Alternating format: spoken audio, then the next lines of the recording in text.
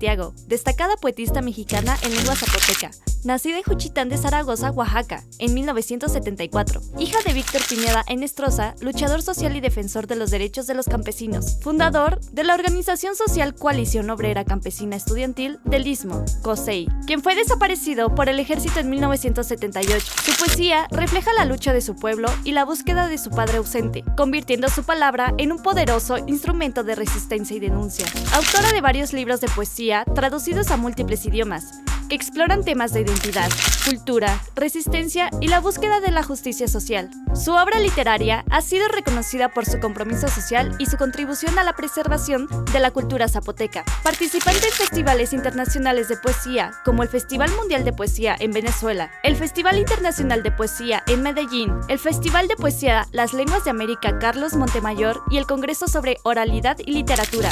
Defensora de los derechos de los pueblos originarios y presidenta de la Asociación de Escritores en Lenguas Indígenas. Su trabajo ha sido destacado por su capacidad para fusionar la tradición oral de su pueblo con la poesía contemporánea. Su legado es un testimonio de la resistencia y la creatividad de los pueblos indígenas de México, y su obra sigue siendo una fuente de inspiración para aquellos que buscan justicia y equidad. Hola amigos, amigas, me da mucho gusto saludarlos en este episodio de Nosotras en Ruta.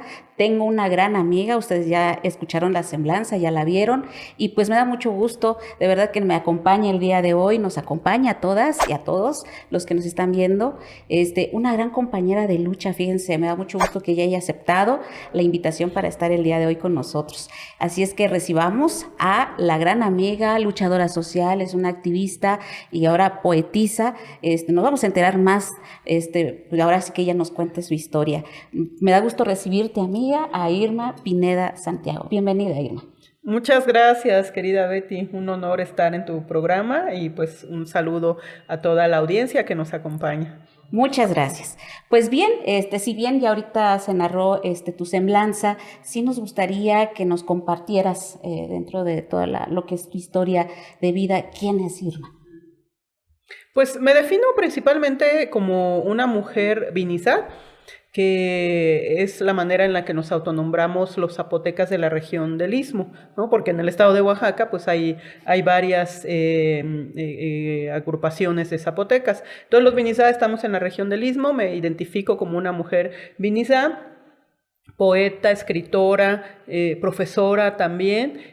Y me tocó nacer prácticamente en medio de un movimiento social del que mis padres fueron fundadores y partícipes. Y bueno, pues eso me ha marcado en las rutas de la vida también, ¿no? Pero pues aquí seguimos acompañando a otras mujeres, acompañando a diferentes comunidades, pueblos indígenas y caminando siempre.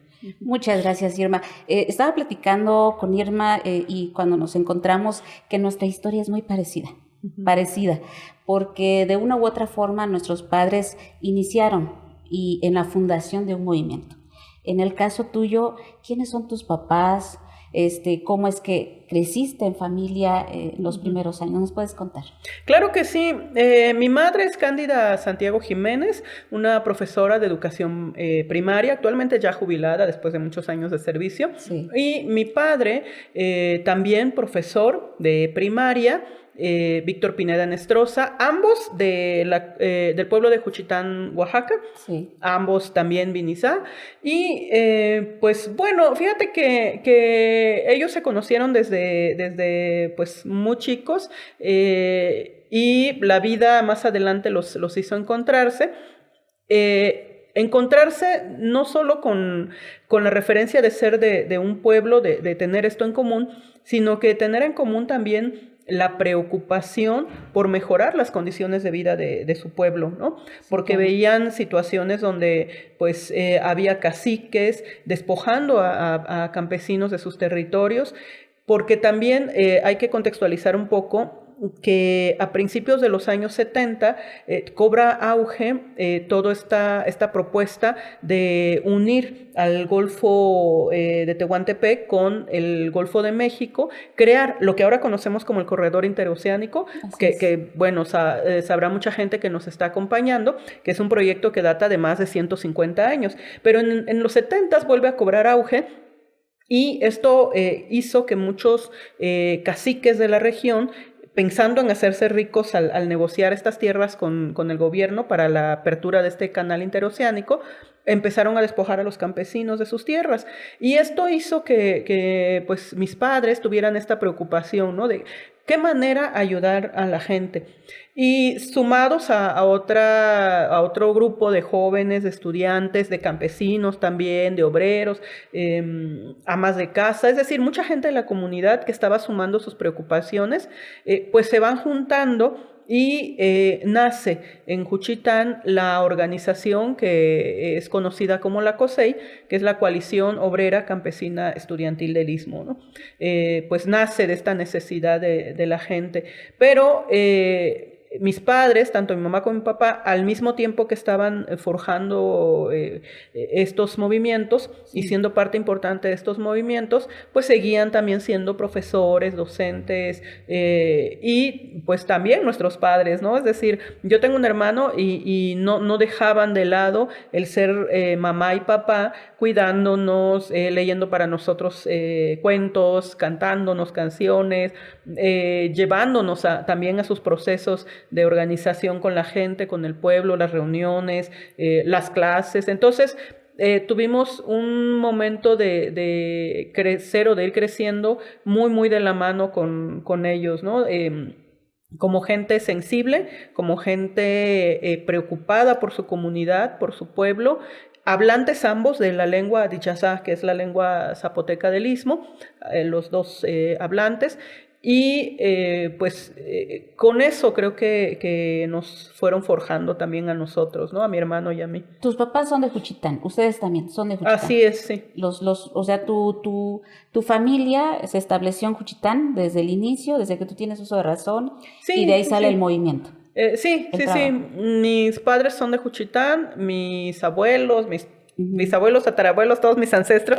mi linaje de los dos lados es de esa tierra. Así bien. es. ¿Y en qué momento está Irma Pineda? Se da cuenta de lo que hace papá, mamá, y cómo es que Irma Pineda, a pesar de su edad, empieza ella también a darse cuenta de lo que papá y mamá platicaban, de sus preocupaciones, ya no de familia, sino ya de su entorno en el que vive. Mira, yo creo que tomo un poco de conciencia, bueno, más que conciencia, como una percepción inicial, ¿no? Cuando tendría mis 3, casi 4 años, porque es cuando ya tenemos como un poco más de memoria, ¿no? Cuando somos niños empezamos a forjar este tema de la memoria, y es cuando ubico que pues siempre hay gente en la casa, siempre hay campesinos, siempre llega gente a buscar a mi mamá o a mi papá, ellos siempre están hablando con la gente. Entonces es cuando ubico, y también los mítines, ¿no?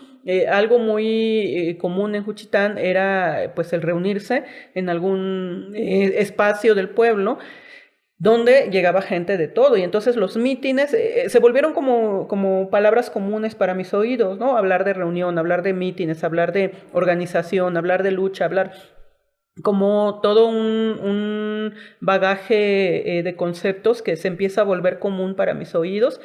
Claro, no tengo como esta absoluta conciencia de saber, mis padres son luchadores sociales o mis padres están organizando algo, ¿no? Sino que pues uno va asumiendo que así es la vida, porque para mí era ese proceso natural en el que yo estaba inmersa, ¿no? Quizá en la escuela me daba un poco cuenta más adelante de que mis compañeros de salón no vivían las mismas cosas que a mí me tocaban vivir, y es cuando voy entendiendo que mi familia y nosotros pues somos un poco diferentes. Sí, claro. Pero fuera de eso, ¿no? En realidad cuando yo era muy pequeña, para mí era un proceso natural, ¿no? Pero en este ínter, Irma, tú dices, yo viví algo diferente a mis compañeros, y eso marca una pauta en la familia, porque en tu familia empiezas a darte cuenta que tal vez la información que tú estás escuchando, ¿no? Que vas escuchando, hay algo que te va marcando desde chiquita. Como un episodio que digas, a partir de ahí entendí por qué mi papá y mamá se comprometieron más con el tema del movimiento, la lucha, la organización en el Istmo, porque hablamos de la COSEI, en esos años fue la organización mucho más fuerte, pero sucedieron muchos episodios en esta lucha. Claro, fíjate que algo que tengo como muy marcado en la memoria de tomar conciencia de lo frágil que podría ser la vida de la gente, pero también de lo delicado que era el tema de estarse organizando de manera popular, ¿no? Que es cuando ya empieza a hablarse, digo, yo no lo viví en ese momento, no estaba ahí, pero sí empieza a hablarse en el pueblo de cómo en un momento de meeting, de marcha de campesinos y amas de casa y la gente del pueblo, se suscita un ataque de parte de los soldados. Balacean a la gente y hay una mujer embarazada, Lorenza Santiago, que la bala le atraviesa el vientre. Y entonces muere ella y muere su bebé antes de nacer, ¿no? Entonces, el meeting. Así es. Y entonces, cuando empiezas a darte cuenta de que la gente no tiene la libertad de salir a organizarse, que la gente no tiene la libertad de marchar protestando por algo, porque la violentan, porque la asesinan, porque entonces es cuando creo que me empiezo a dar cuenta de que el tema de la organización es un tema serio, ¿no? Y que no era, vamos a juntarnos porque es posible, sino que más bien era organizarse, reunirse, hacer mítines. En realidad estaban constituyendo actos transgresores para el poder en ese momento, ¿no? Claro, eso uno no lo reflexiona en ese momento, ¿no? Lo que te das cuenta es, están matando a la gente. Lo que te das cuenta es, están encarcelando a la gente. Pero pues cuando más adelante ya reflexionas en estas cosas, dices, híjoles, qué fragilidad vivíamos, ¿no? Qué incertidumbre y qué miedo de estar viviendo esas cosas en ese momento, porque, o sea, los adultos, nosotros como niños no, y los adultos creo que lo que trataban de hacer era generarnos una infancia más o menos normal dentro de lo posible, ¿no? Normal entre comillas, sí, pero cuando lo piensas más adelante dices, híjoles, hacían circo, maroma y teatro para tratar de darnos una infancia normal, porque ellos habían decidido tener una vida no normal, ¿no? Constituirse en prácticamente pues líderes de todas estas movilizaciones que eran transgresoras, que eran provocadoras también frente al gobierno, ¿no? Y que pues esto estaba teniendo sus consecuencias en la vida directamente de la gente. Entonces, cuando piensas que el gobierno en ese momento o que los soldados en ese momento pueden matar a la gente sin importar si es mujer, sin importar si está embarazada, sin importar nada, entonces dices, todo era muy peligroso, ¿no? Y eso tú te das cuenta que sucedía alrededor, cuando ya toca a tu familia. Por eso te digo que las historias son como similares. Y aquí lo comento con los que nos están escuchando. Son historias similares, pero no parecidas, porque son, de verdad, son historias de mucha lucha de nuestros padres, pero ¿en qué momento ya te afecta a ti, a tu familia, a tu hermano, a tu mamá, a tu papá? Yo creo que el momento de quiebre en la familia es precisamente ya cuando llegan los soldados a Juchitán y se llevan a mi papá. Lo desaparecen. Y digo los soldados porque hubo muchos testigos. Como fue de día, en el centro de Juchitán, muy cerca del mercado y muy cerca de la terminal de autobuses, había muchísima gente alrededor, cientos de testigos que vieron cómo los soldados llegaron en una combi, algunos vestidos con el uniforme del ejército, otros como civil, unas 6 personas aproximadamente. Sacan a mi papá, pues se lo llevan con rumbo desconocido y nunca más supimos de él, ¿no? Pero la presencia de los testigos nos permite confirmar que fue el Estado, que fueron elementos del ejército mexicano. Y entonces ahí viene también entender otro concepto que en ese momento no entendíamos, ¿no? Mi padre se convierte en una persona desaparecida forzadamente por el gobierno mexicano, ¿no? Víctima de la represión, víctima de la desaparición forzada, Claro, este concepto nosotros ni lo conocíamos en ese momento, Así ni es, lo ¿no? nombrábamos, ¿no? Ujú. De pronto a nosotros, cuando no llegaba mi papá o que sentíamos la ausencia, pues nos decían, es que se lo llevó la gente del gobierno y lo tienen en una cárcel, ¿no? Y nos imaginábamos esta historia de la cárcel, o lo tienen escondido en algún lado. Y entonces, como yo siempre fui muy lectora de niña, me lo imaginaba como una especie de mazmorra, Sí, sí, como sí. esta historia del Conde de Montecristo, donde lo tienen en una mazmorra. Y, ajá, Amarrado, sí, sí, sí, en otras en condiciones otras pésimas, condiciones, sí, ¿no? terribles. Y entonces, un poco así, ¿no? Jugaba mi imaginación, pensando cómo era esta situación de la detención, del encarcelamiento, porque hasta ese momento, pues, mi imagen más cercana era lo de la cárcel, Sí, sí, sí. porque ese concepto sí lo conocíamos, pero el de la desaparición forzada no, No ¿no? se O sea, lo sabía. entendimos hasta muchos años más tarde, pero es ese momento cuando la desaparición de mi padre, que trastoca todo el entorno de vida cotidiana, porque ya no es solamente que veías a tu mamá y a tu papá yéndose a un meeting, yéndose a una reunión, o ir con ellos a una reunión, o ir con ellos a otra comunidad cercana para platicar con la gente, porque Juchitán tiene sus agencias municipales, ¿no? Sí, claro. Entonces a veces íbamos a otras agencias, sino que en ese momento ya era ver a tu mamá, a tu abuela, a tu abuelo, saliendo a buscar a tu padre, organizando mítines donde ya las mantas ya decían presentación de Víctor Pineda Nestroza o Víctor Yodo, que es también el nombre con el que se Se conoce a mi conoció. papá. Ujú. Uh-huh. Yodo es un apodo familiar. Ajá. Y entonces, pues de pronto ya no es solo la lucha por la defensa de la tierra o la lucha por las mejores condiciones para el pueblo, sino también la lucha por la presentación Con vida, de ¿no? Víctor Pineda Nestroza, ¿no? Sí, sí, Claro, la sí. presentación con vida, Víctor Yodo Libertad, Sí, claro. o sea, una serie de consignas que se van moviendo alrededor del tema de la desaparición.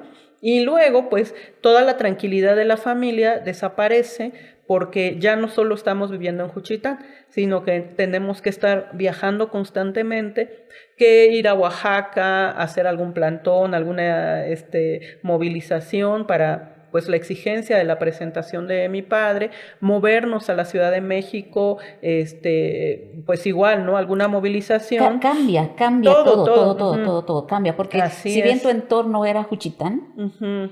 hoy la exigencia de saber dónde está tu papá no nada más te obliga, sino ya es como una necesidad de como hija, como madre, como esposa, saber dónde está esta persona. Y de la misma organización, porque hasta en los compañeros ya se llevaron a un compañero. Así es. Desaparecieron a un compañero. Uh-huh. ¿Quién sigue? ¿No? Claro. Y es cómo te reorganizas uh-huh. para que esa movilización no caiga, porque suele suceder en los movimientos que cuando cae un compañero o desaparecen o violan a una compañera, hay muchos que bajan la guardia. Sí, desánimo, ¿no? Muchos, pero hay otros que no. Dicen, no, vamos a organizarnos y se viene con más fuerza, que fue en el caso de la COSEI. Se vinieron con mucho más fuerza. Y me imagino que en esta fuerza ustedes ya tuvieron que participar directamente, ¿no? Como lo dices. Sí, así es. Sobre todo en este proceso de búsqueda. Y también porque, fíjate que pasó algo. Se llevan a mi papá, pero la gente entonces como que se vuelca sobre mi mamá. Y de pronto en la casa ya era de, maestra, nos ayuda con esto, maestra, tuvimos este problema, o mi abuelo, ¿no? Mi abuelo Antonio, sobre todo, papá de mi mamá, oiga, Tatoño, es que, ¿cómo le hacemos con esto? Maestra, ¿cómo le hacemos con aquello? Es que nos pasó esto, es que nos hicieron aquello, es que, ¿no? Sí, sí, sí. Y entonces, pues era toda esta dificultad de mi mamá de responder en su trabajo porque tenía que garantizar la comida, ¿no? Estar acompañando a la gente en sus gestiones, en sus procesos de demandas específicas en ese momento y al mismo tiempo estar movilizándose para seguir en la búsqueda, ¿no? Híjole, y además estar yendo y viniendo y te digo, de pronto era Juchitán, pero luego que Oaxaca, que México, y además había otra cosa. Cuando hay una desaparición forzada, pues suceden muchas situaciones, ¿no? Llega gente, aparece gente que te dice, es que yo vi a Víctor en tal lado, ¿no? En el caso de mi papá decía, es que dicen que lo vieron por Huixtla. ¿no? Es que dicen que lo vieron cerca de tal playa por Veracruz. Es que dicen que lo vieron en Guerrero. Entonces, mi abuela, la madre de mi papá, Lucina Enestrosa, China Yodo, era pues una mujer que pues ni fue a la escuela, era panadera, de huipil, de Nahua. Y mi abuela sí sentía esta urgencia y esta necesidad de decir, es que Cándida, vamos a Huixtla porque dicen que lo vieron, ¿no? Y mi mamá, ahora lo entiendo, pues que a veces como en esta idea de que mi abuela no pensara que ella no quiso hacer nada, ¿no? Entonces decía, bueno, Nachina, vamos a Huixtla, ¿no? Y de pronto se iban a Huixtla. Cándida, es que dicen que, bueno, vamos, ¿no? Y entonces era también ese otro ajetreo por las exigencias, sí. Es decir, ir a tomar la embajada de la ONU o ir a hacer plantón en el atrio de la catedral, junto con las doñas de Eureka en ese momento, con doña Rosario Ibarra, pero al mismo tiempo mi mamá acompañando a mi abuela donde le dijeran que habían visto a mi papá, ¿no? Y de pronto mi abuela decía, es que dicen que tal espiritualista, sabe que él es muy bueno, que él puede. Sí. Y entonces ahí vamos también a consultar a los... Fe, ¿no? Sí, claro, a los espiritualistas, que no es un caso particular en el tema de mi papá. Lo he sabido de muchas otras familias de personas desaparecidas, ¿no? Porque queremos aferrarnos a lo que sea, a todo. Y entonces, bueno, ahí nos tienes también desfilando por los templos espiritualistas, sí, para consultar, para preguntar, para saber algo. Y entonces, pues pobre mi mamá que estaba en múltiples canales, ¿no? Te digo, ser mujer trabajadora, pero ser mamá, pero ser luchadora social, gestora, demandante de la aparición de su marido, ser la nuera que acompañara a la suegra a seguir buscando al marido, al hijo. Entonces, bueno, una locura. ¿De dónde sacó tanta fuerza tu mamá? Me lo pregunto. ¿De dónde? Me lo pregunto. Estas sí son mujeres, pero... mujeres, hasta incluso yo digo de hierro, porque ¿dónde tuvieron que guardar sus sentimientos? Sí, hombre, terrible. ¿De dónde? Sí, algo que también fue muy importante para nosotros, además del acompañamiento psicológico, psiquiátrico que sí buscó mi mamá, fueron dos cosas muy importantes, ¿no? Una, el acompañamiento de la comunidad, porque la comunidad sí nos cuidó mucho, sí estuvo con nosotros. Yo recuerdo que en tiempos difíciles, por ejemplo, a veces llegaba alguien y, ay maestra, le traje estos pescaditos para comer, ay maestra, sí, le traje, ¿no? Entonces, la solidaridad. Sí, ¿no? La solidaridad, la gente que nos ayudó mucho. Pero también para cuidarnos, ¿no? Porque a veces mi mamá pues se tenía que mover y no podía llevarnos si no había quien nos cuidara. Y de pronto pues las vecinas, los vecinos, las tías. Es lo bueno de estar en un pueblo que tenemos una familia amplia, extendida, de los dos lados, ¿no? Entonces pues de pronto la abuela, la bisabuela, la otra tía y la otra tía y pues toda la familia extendida que nos acompañó y nos cuidó y pues hizo mucho por nosotros. Y los vecinos, que la ventaja también de estar en un pueblo es que tus vecinos no cambian mucho como en la ciudad, ¿no? Sí, es la ventaja, sí, la verdad. El que es tu vecino toda la vida. Toda la vida. Entonces, al final nos volvemos familia también y ellos nos ayudaron mucho, ¿no? Los vecinos, las vecinas. Y te decía dos elementos, ¿no? Uno que es la comunidad y el otro elemento que fue muy, muy importante también para nosotros fue la iglesia. Ah, muy bien. La iglesia, también contextualizo un poco por qué la iglesia. En ese momento, finales de los 70s, los 80s, la iglesia que teníamos al menos en la región del Istmo, estaba encabezada por don Arturo Lona Reyes. Bueno, el padre, ¿no? El obispo, el padre Arturo, entonces, el padre Lona, que le decían, ¿no? El obispo Arturo Lona Reyes, que pertenecía a una corriente muy importante que tenía auge en ese momento, que era la teología de la liberación, a la que pertenecieron grandes personajes como don Samuel Ruiz, sí, de Chiapas, que acompañó el proceso de los chiapanecos también, don Sergio Méndez Arceo. Sí.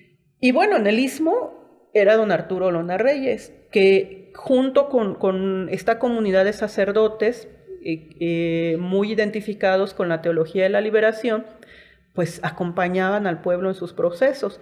Y ellos nos ayudaron mucho también, ellos se hicieron también nuestra familia, de cuidarnos, de que los padres de pronto eran nuestros niñeros, sí, sí. Nos cuidaban, el sacristán de la parroquia San Vicente de Juchitán también, Toño, el eterno sacristán, nos cuidaba cuando no había dónde, ¿no? Sí, claro. Y se volvieron familia. Se volvieron familia. No celebraban nuestros cumpleaños, de pronto que mi hermano iba a cumplir años, ellos cooperaban y compraban el pastelito y nos hacían, ¿no? Yo incluso más adelante cuando tuve que salir a la universidad, pues los padres, ¿no? Los padres eran los que me apoyaban para, mira, ya te vas, mija, para la colegiatura, para pagar la inscripción de la universidad. Bueno, o sea, si no fuera por la comunidad y por la iglesia, yo creo que no sobrevivimos, ¿no? Pero yo también creo que tiene mucho que ver que la misma comunidad no solo reconoce, sino que sabe que los que estuvieron al frente, que en este caso fue tu papá, tu mamá, fueron personas que sin deberla ni temerla se fueron al frente. O sea, se echaron para adelante, aún sabiendo que tenían 2 hijos. Así es. ¿No? Y dijeron, vamos a dar la cara por él, por ella, por los que están en nuestro pueblo. O sea, no les importó perder su vida, sacrificarla, pero tenían a sus hijos, ¿no? ¿Por qué? Porque sabían que si a su comunidad le iba bien, o sea, como consecuencia a sus hijos les iba a ir bien. Claro, ¿no? Fíjate que esto que comentas, Betty, es bien importante porque es un reflejo del pensamiento indígena y del pensamiento comunitario, porque no ocurre en todos lados, ¿no? No ocurre el que se piense en el bien común, y menos en estos tiempos cuando la gente se ha vuelto tan individualista, incluso en muchas comunidades, ¿no? Sí, ha ganado ahora el individualismo, el beneficio propio, ¿no? Ya no se mira por el bien común, se olvida que tendríamos que pensar en cómo seguir siendo y haciendo más comunidad. Pero bueno, desafortunadamente, pues creo que nuestros padres, nuestras madres fueron de un tiempo donde estaba muy arraigado el sentido comunitario, el sentido del bien común, y justo esto que acabas de decir, ¿no? Si me va bien, a mí le va a ir bien a la comunidad. Si la comunidad está bien, yo voy a estar bien, ¿no? Como entrelazada esta idea de la persona con su entorno. Ahora te digo, pues creo que muchas cosas han cambiado y la mayoría busca su propio bien, ¿no? Su propio beneficio, sí. Y en todo este caminar, Irma, muy complicada, toda tu experiencia que viviste al lado de tu mamá, mi reconocimiento a tu mamá, una mujer de verdad, existen estas mujeres que son las guerreras, las que van al frente, las que se paran, ¿no? Con ese carácter, y de verdad, bueno, en algún momento estas historias de verdad se tienen que contar porque las vivieron, o sea, no es algo que se saque en una película, sino son vidas reales. Y en ¿cómo es que Irma estudia la primaria, secundaria, bachillerato en el Istmo, sale? Yo sé que se ve obligada a salir para prepararse. ¿Cómo empiezas a ver tú la vida ya como Irma, ya como estudiante y profesionista? Yo estuve en Juchitán hasta la secundaria, terminé ahí la secundaria porque en esos tiempos pues teníamos pocas opciones de escuela, de estudio, ¿no? En el Istmo. Entonces, generalmente, pues quien quería estudiar tenía que irse a Oaxaca, a la Ciudad de México. Le buscábamos. Había un familiar viviendo en Toluca, entonces me comentó, bueno, pues si quieres venir conmigo a Toluca, tienes techo y comida y puedes ir a la universidad, allá hay universidad. A cambio me ayudas en la casa, ¿no? Que bueno, pues era un trato común entre la gente que quería salir, de que se iba con algún conocido, algún pariente, y pues tú trabajabas en su casa, le ayudabas con las labores domésticas o el negocio que tuviera, y a cambio pues te daban techo y comida. Entonces, bueno, un poco fue el trato de irme a colaborarle con las actividades domésticas en su casa, y a cambio pues techo y comida. Y así es como me voy a Toluca, pero un poco antes, lo que me mueve también o me anima mucho a salir es la idea de que no quería ser como el resto de mis compañeras. ¿Qué estaba pasando? Yo estudié la secundaria, pero en ese inter de la secundaria, mis compañeras de salón, mis amigas con las que yo jugaba, se empezaron a casar. A casar, y te estoy hablando de niñas de 13, 14, 15 años, muy chicas, ¿no? Bueno, también le comentamos a la gente que nos está viendo que esto fue hace 40 años. Nada que ver. Sí, Bueno, sí, que no, en no. algunos pueblos, déjame decirte que todavía se da. Sí, pero imagínense, hace 30, 40 años era mucho más común, ¿no? Sí. Y entonces yo veía que mis amiguitas se estaban yendo, se estaban casando y de pronto cumplían 15 años con 2 bebés, ¿no? Con un bebé. Y yo decía, no sé qué quiero en la vida, pero creo que esto no es lo que quiero, ¿no? Porque veía cómo cambiaba su vida. O sea, dejaban de ir a la escuela y se agobiaban con todo el trabajo doméstico. Más los hijos. Más los hijos. Y además, bueno, pues en una comunidad que tenía en esos momentos muy arraigado al tema del machismo y de cuál era el papel de la mujer y del hombre, y pues la mujer tenía que servir y atender al hombre, y yo veía a mis amiguitas y yo decía, no quiero eso, ¿no? Bueno, que déjame decirte que nosotros tenemos la percepción que en el Istmo las mujeres tienen el carácter y como el control, de cierta manera, entre comillas, del hogar. Ajá. Pero sí he escuchado muchas historias y ahorita lo que estás contando es, sí existía el machismo también. Claro, y sigue ¿no? existiendo, ¿no? Hay cosas lindas, ¿no? Por ejemplo, que muchas decisiones se toman en pareja, las mujeres trabajan y aportan económicamente al hogar, lo que les da un poder de decisión. Uh-huh. Pero para muchas otras cosas hay que cumplir con lo que se consideran responsabilidades de la mujer, ¿no? Lo doméstico es territorio de la mujer, sí, uh-huh. Sí, claro. Y se vuelve, pues, muy pesado. Independientemente de que trabajes. Sí, independientemente. O sea, tú puedes salir a vender, a tener tu negocio, tu puesto en el mercado, pero tienes que estar preocupada de qué van a comer tus hijos, qué va a comer el marido, un montón de cosas, ¿no? Entonces siempre es mucha carga para las mujeres. Y eso me asustaba mucho. Me asustaba mucho. Y yo dije, no sé qué quiero hacer, pero eso no. Entonces, cuando hay esta oportunidad de salir con esta pariente, yo dije, pues mejor me voy, ¿no? Vámonos. Vámonos, yo no sé qué me depara el futuro, pero pues voy a buscar a ver qué hay. Y claro, pues yo creo que como todas las personas que emigramos, y quienes nos ven nos entenderán, y a lo mejor tú misma, salimos y nos encontramos con un mundo bien diferente, ¿no? Totalmente diferente. No tiene que ver con tu lengua, con tu cultura, con tus tradiciones, con tu entorno al que tú estabas acostumbrada y que te querían y te cuidaban, y de pronto llegas a un lugar que nadie te hace caso, eres invisible porque hay tanta gente en la ciudad que te vuelves invisible, nadie entiende lo que tú hablas como tú hablas, y tienes que aprender a dominar entonces el español, ¿no? Que en este caso, pues yo venía de vivir lo cotidiano con el Diyasá, el zapoteco, y llegar a la ciudad con un medio español que no me di cuenta que yo no sabía español hasta que llego a la ciudad, ¿no? Según yo sí sabía, pero cuando llego a la ciudad me doy cuenta que traigo un español muy, muy zapotequizado y muy regional. Sí, claro. Nombramos las cosas de otro modo, tenemos nuestro propio español, nuestro español indio, dijera Elisa Ramírez. Sí. Y entonces tengo que aprender el español del centro para que me entiendan, para poderme comunicar. Llego a la ciudad y paso mucho tiempo en silencio porque me da pena hablar, ¿no?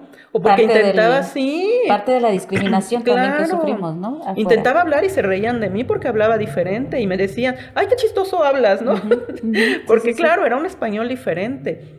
Y entonces, bueno, pues centro mis esfuerzos no solo en estudiar lo de la escuela, sino en aprender a hablar español, aprender a comunicarme con la gente.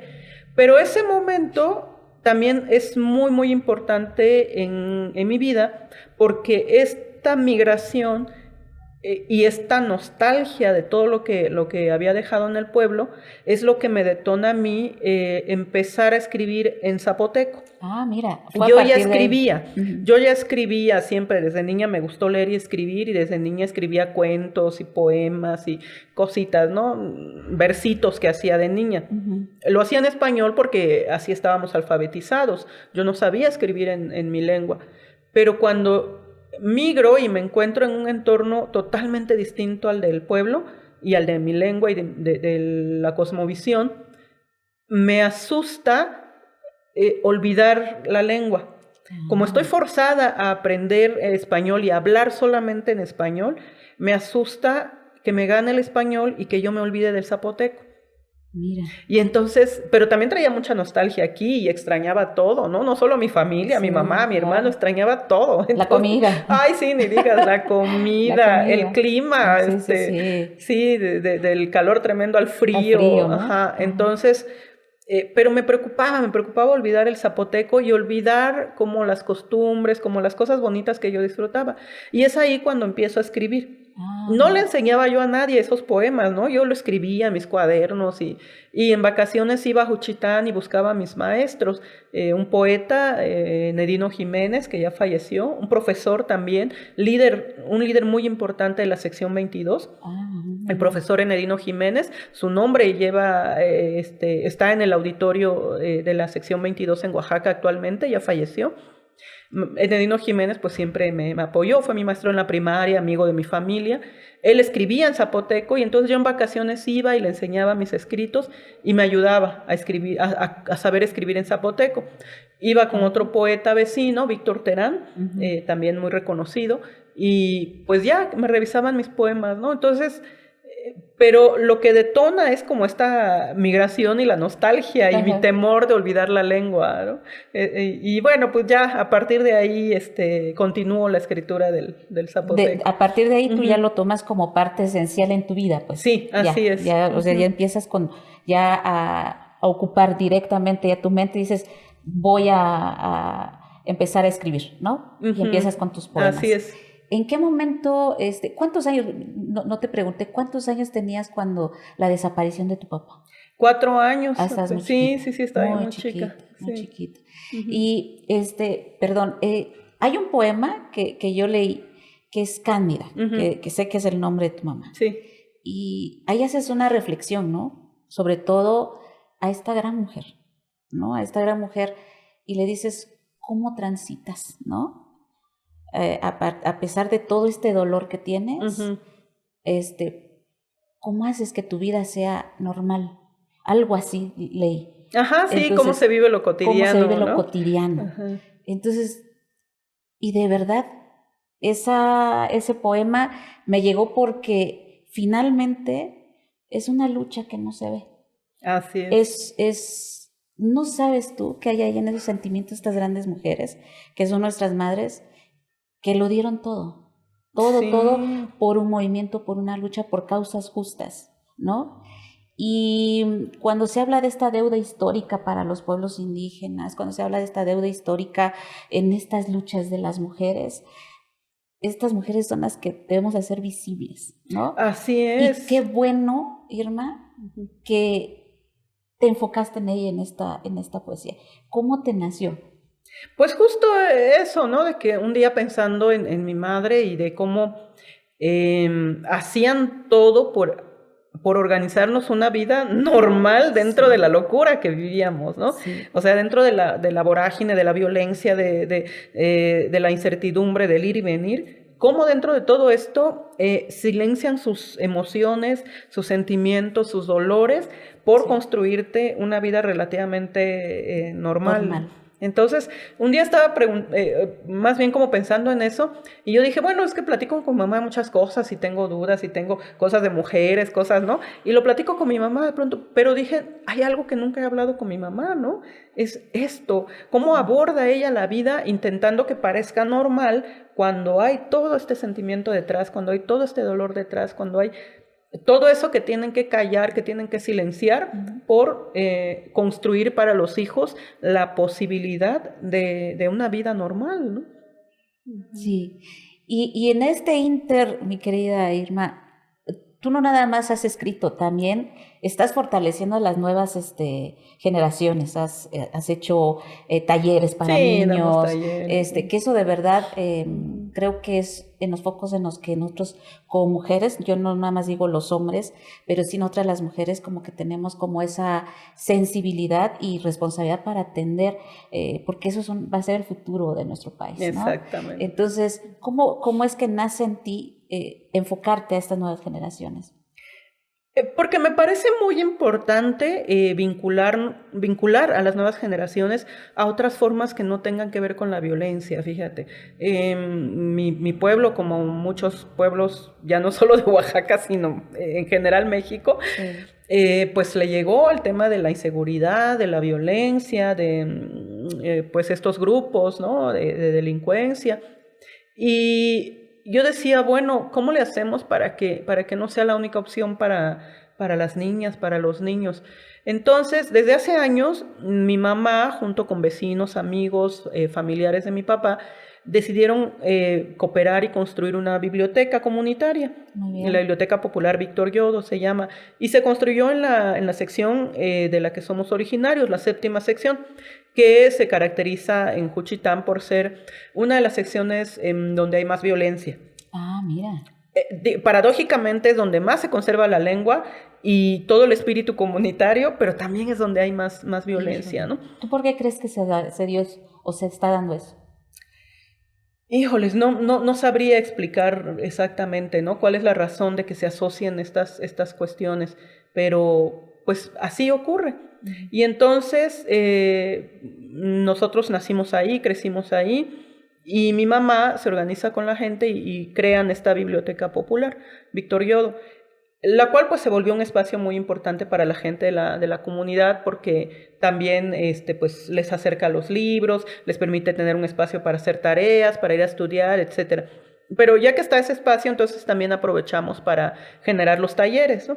Y buscamos hacer talleres, no solamente los que imparto yo con la poesía, sino invitamos amigos, amigas para que vengan a dar talleres de música, de pintura, de reciclado de material, mira qué sí, bien, de economía solidaria, de muchas cosas. Sí. A veces viene gente que nos dice, oye, nos prestan el espacio, queremos hacer tal cosa. Adelante, es un espacio abierto, ¿no? ¿Pero por qué? Porque precisamente se trata o se quiere generar opciones para que los niños no estén pegados todo el tiempo a la tele viendo que también la programación siempre es muy violenta, ¿no? Viendo cosas violentas.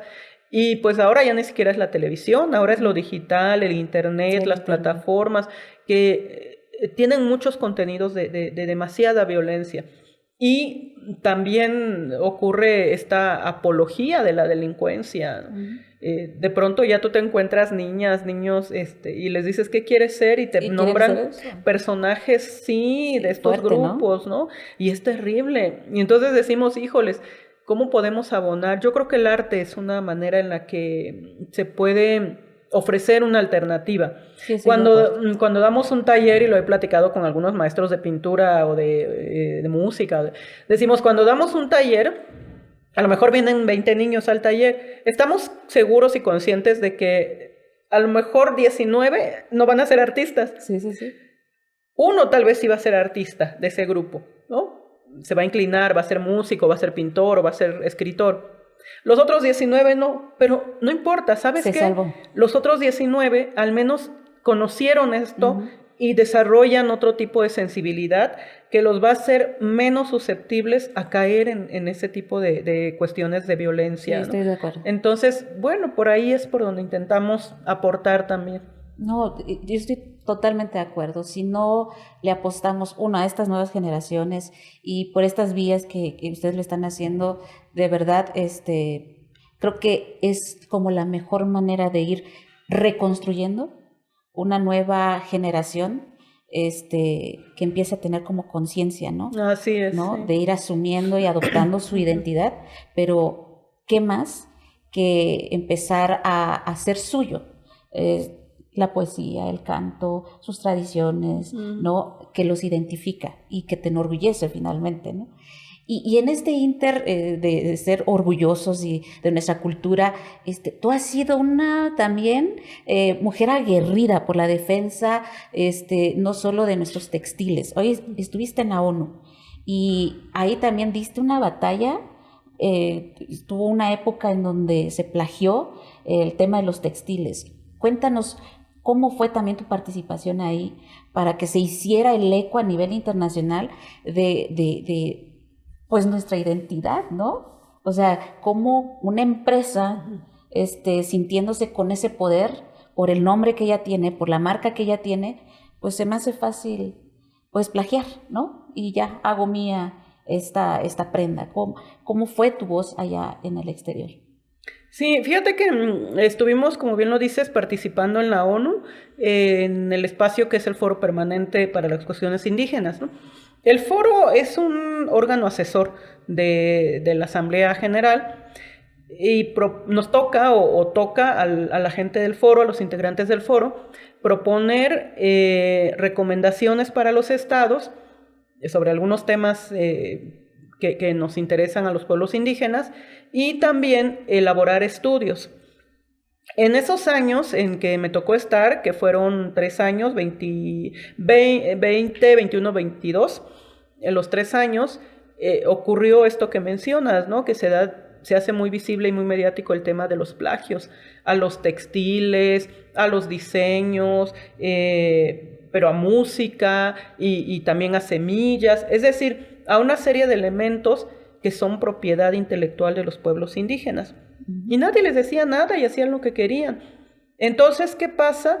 Que la gente de los pueblos se empieza a organizar también para hacer demandas.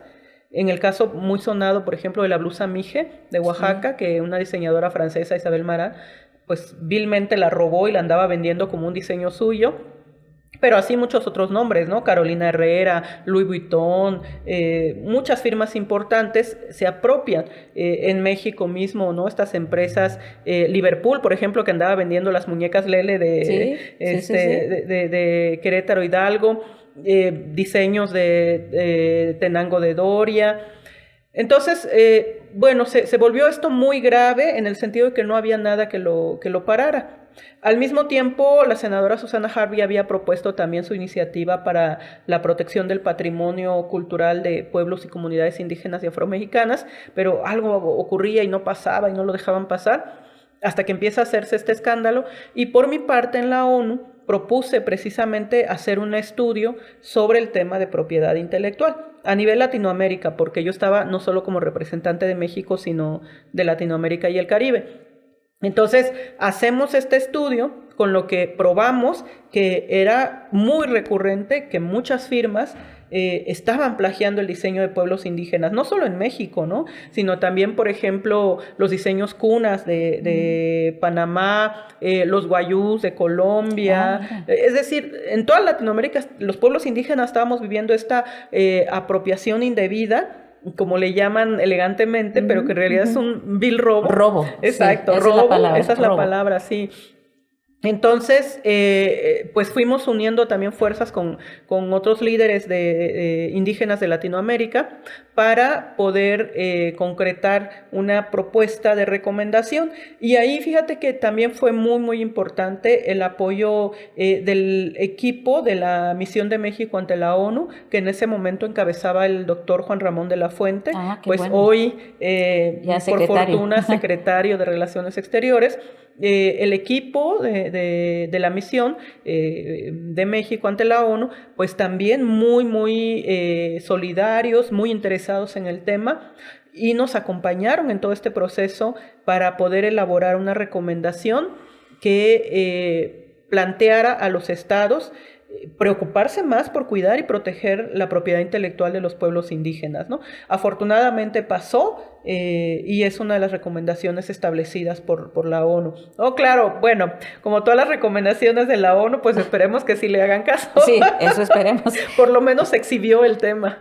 Bueno, que sí se hizo, a pesar de todo, y aunque la ONU pueda o no admitirlas, sí también es una realidad que el boom se hizo a nivel internacional, el así tema es. Del robo, o sea, el plagio de verdad es un nombre así como muy... Sí, el eufemismo, sí, ¿no? Sí, no, sí. Pero fue un robo, o sea, un vil robo. Entonces, ese tipo de cosas sí le pegó. Sí, y ayudó a que también ya pasara la ley de protección al patrimonio cultural que estaba atorada. Eso ayudó, ¿no? Entonces, bueno, algo se avanzó. Algo se avanzó, ¿no? Pues muchas gracias, Irma. Y bueno, a mí me gustaría, dentro de todo esto, de tu historia que ya nos contaste y todas estas participaciones que has tenido, que son muy interesantes, ya casi al final veo, tú estás ya sacando tus libros, ¿no? Ya. Así es. Me gustaría que nos compartieras, porque hay uno que dijiste, bueno, te leí una frase que decías, bueno, pues vamos a pasar ya a otro concepto. El tema, no sé si erotismo, pero dije, mira, suena bien, suena interesante. Sí. Ajá. ¿Cómo lo ve desde el punto de vista una mujer indígena, el tema erótico? Fíjate que eso es un tema que casi en nuestras comunidades, bueno, olvídate, no lo platicamos mucho, ¿Cómo tú lo narras en tus poesías, la cosmovisión, o cómo lo planteas? Mira, este libro que se llama Nashiñari Aye Rojo Deseo, quise hacer con él un parteaguas en los temas de mi escritura. Porque te decía yo que empecé a escribir por la nostalgia de mi lengua y mi cultura. Entonces mis primeros libros tienen que ver mucho con recuperar la cosmovisión del pueblo Vinizá. Luego, pues hago reflexión también sobre el tema de la violencia y escribo varios libros sobre la violencia hacia comunidades indígenas, la violencia muy específica hacia mujeres indígenas. Y de pronto digo, ay, no, estoy escribiendo muchas cosas tristes, ¿no? Pero al mismo tiempo coincide con algo que había notado. En zapoteco, la gente, para hacer referencias a los temas eróticos o sexuales, usa un lenguaje de doble sentido. Ah, muy bien, sí. Y de pronto, sí, es muy común en nuestros pueblos, ¿no? Y me di cuenta que de pronto los más chavitos, los más jóvenes, como que ya lo van perdiendo. Ya deja de ser elegante la forma de decir las cosas, jugando un poco con el doble sentido, y se vuelve burdo, ¿no? Y yo dije, ay, no, ¿qué tal si se pierden estas frases bonitas? Entonces dije, ¿cómo los puedo recuperar? Voy a intentar recuperarlas a través de los poemas.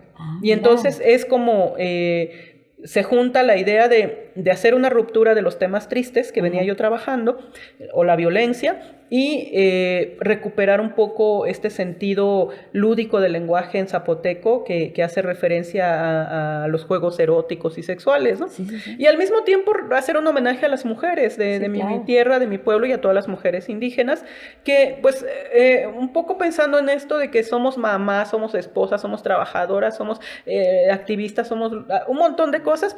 Y de pronto nos olvidamos de que también somos mujeres. Y como mujeres deseamos y amamos y nos desenamoramos. Sufrimos.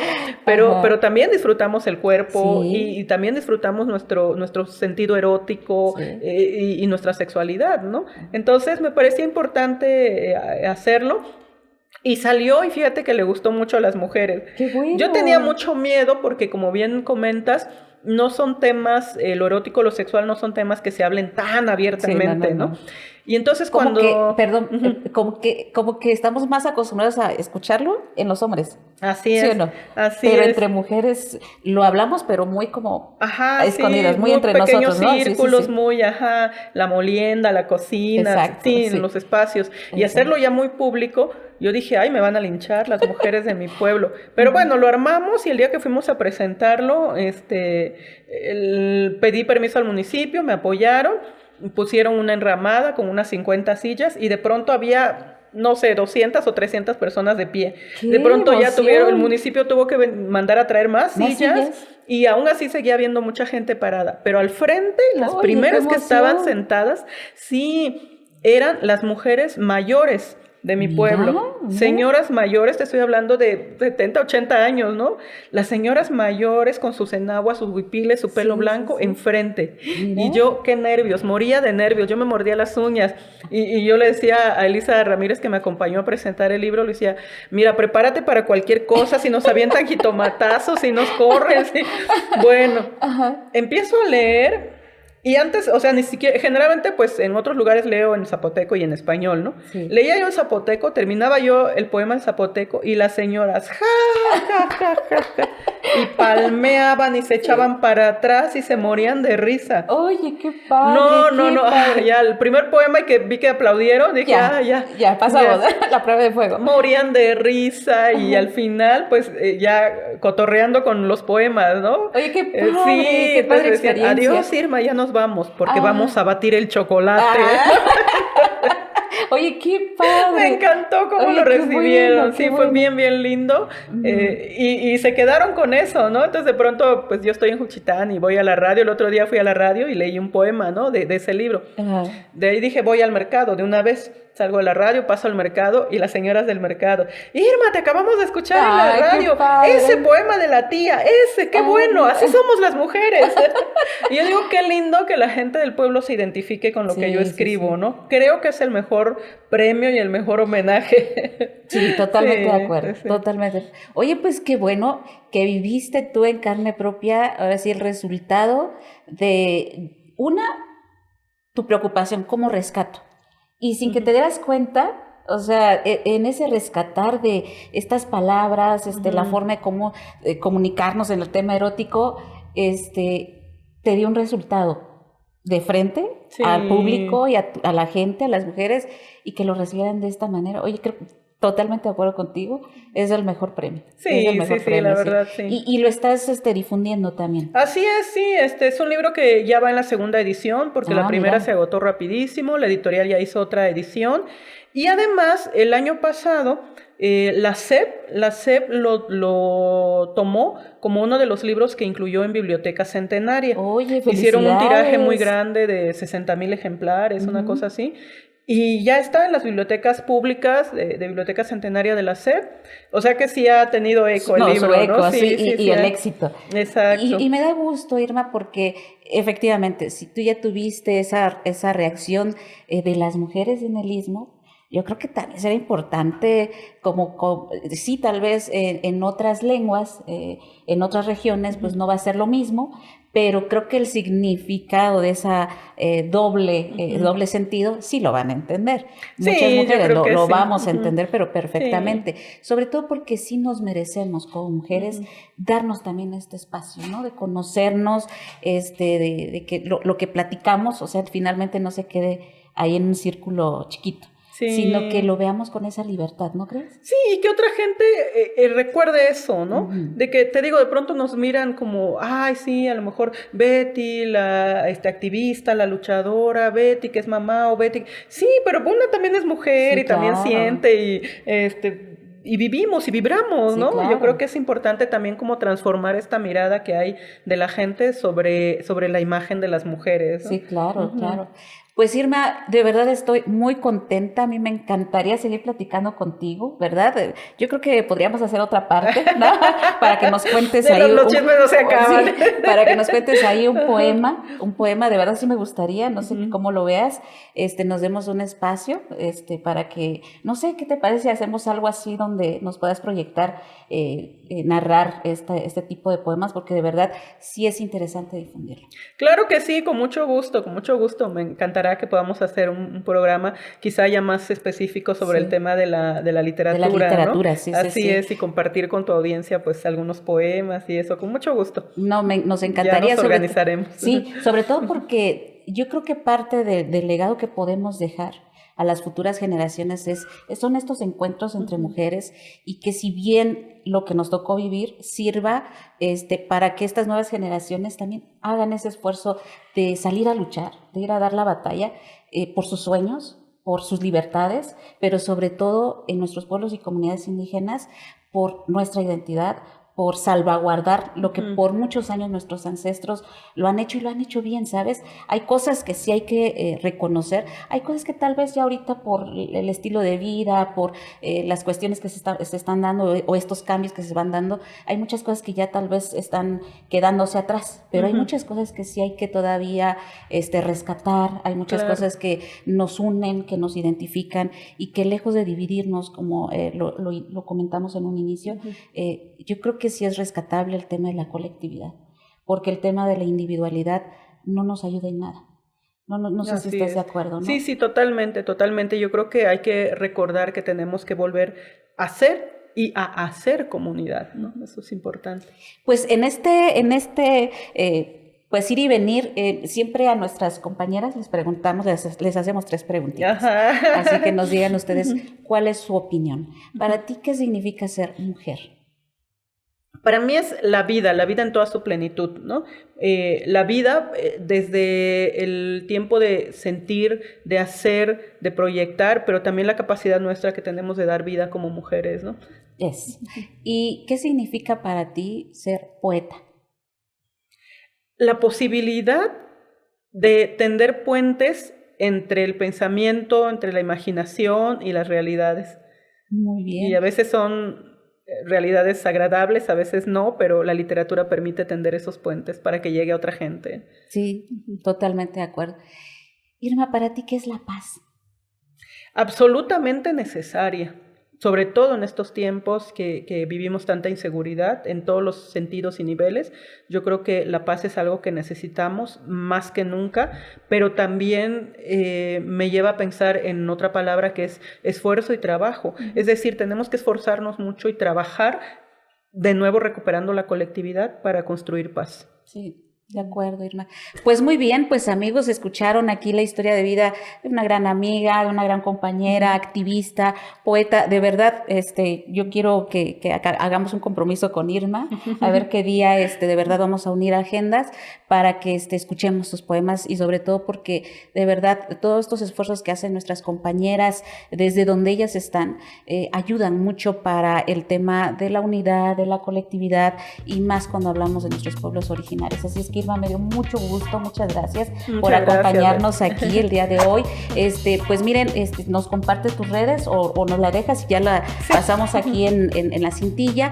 Síganos ustedes por favor en las redes sociales, ayúdennos a compartir este podcast. De verdad, esta historia de vida de Irma, no solo es una activista, yo lo reitero, es una gran amiga, compañera y pues aquí estaremos viéndonos en el próximo episodio. De verdad me dio mucho gusto saludar.